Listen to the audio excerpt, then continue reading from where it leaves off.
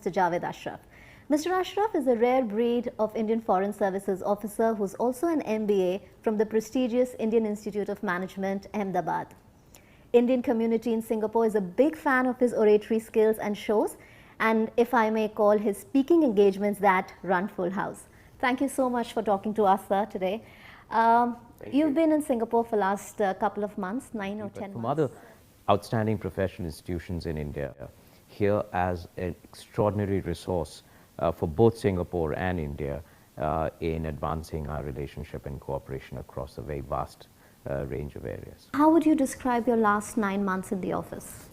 In one word, very busy, very engaging, very diverse. I'm also learning a great deal about the region, about the new trends in technology, economy, politics of the region.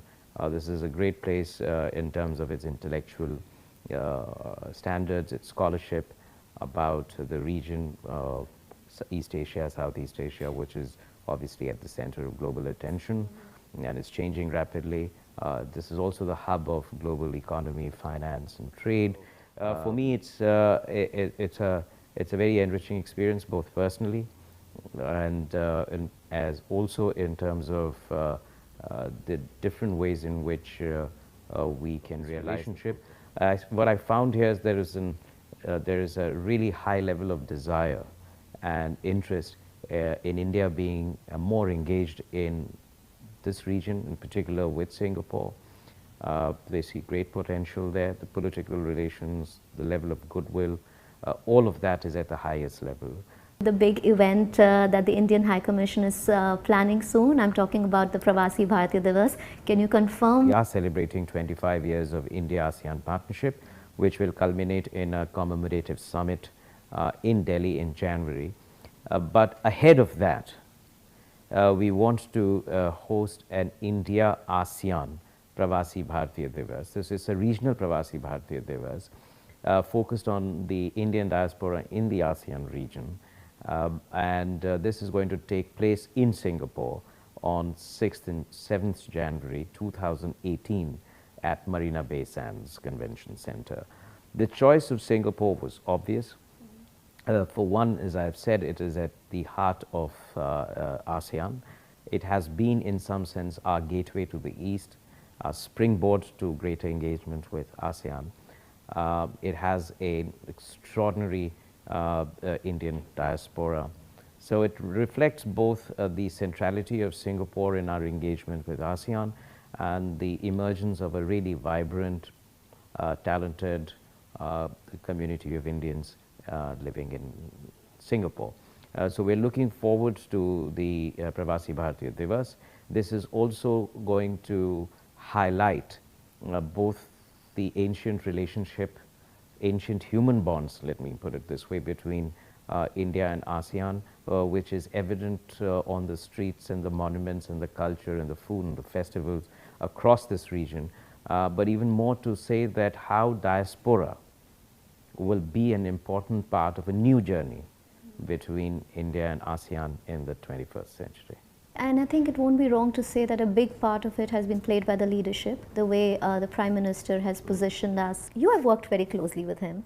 What do you attribute his unprecedented and overwhelming popularity in the Indian diaspora across the world? He was here in Singapore in 2015 and the Singapore Expo had 20,000 people. I don't think that many people have ever come in Singapore Expo otherwise. So that's like totally unprecedented.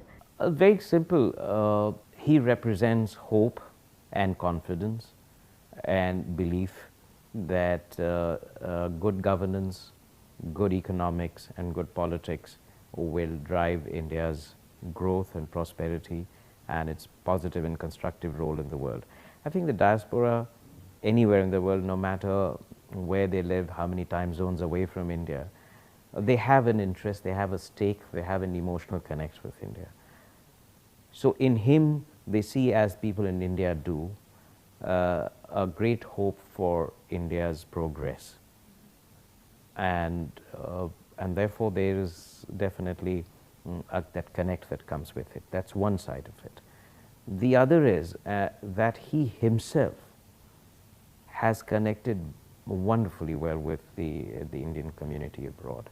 Now, it is not just a show, or it's not just something which he does of emotions, or that has a role over there, but also because he sees, and he has traveled extensively even before he became Prime Minister, how well the Indian diaspora has done abroad, how wonderful they are as a window to our heritage and India's progress and India's talent, and how much they are willing to contribute and give back to India. So he's shown a very high level, and maybe an unprecedented level of connection with them, given them a level of priority that is perhaps not seen before, sees a critical role for them in India's journey ahead in every aspect. Also because, you know, I mean, there is unquestionably one of the best communicators you can think of. I have been in so many of his events where he has from Wembley Stadium and Madison Square Gardens to Sydney and Singapore and Fiji and all over the place. And he is able to understand not just the broader sentiments of the diaspora, but how they work in each country, what is so special about the community in each country and in each region, and what is it that they want to understand here, what is that they want to, what they expect from him. It is that level of attention to details also. So he takes this very seriously, this relationship. And it is translated, of course, into the way the External Affairs Minister has elevated. I was just about to ask about her. She has, I think, probably raised the level of digital diplomacy, or use of digital technology to connect or to change the way citizens and government interact with each other. See, what this social media or digital technology has done is that it has completely opened a new way in which state and citizens can engage with each other.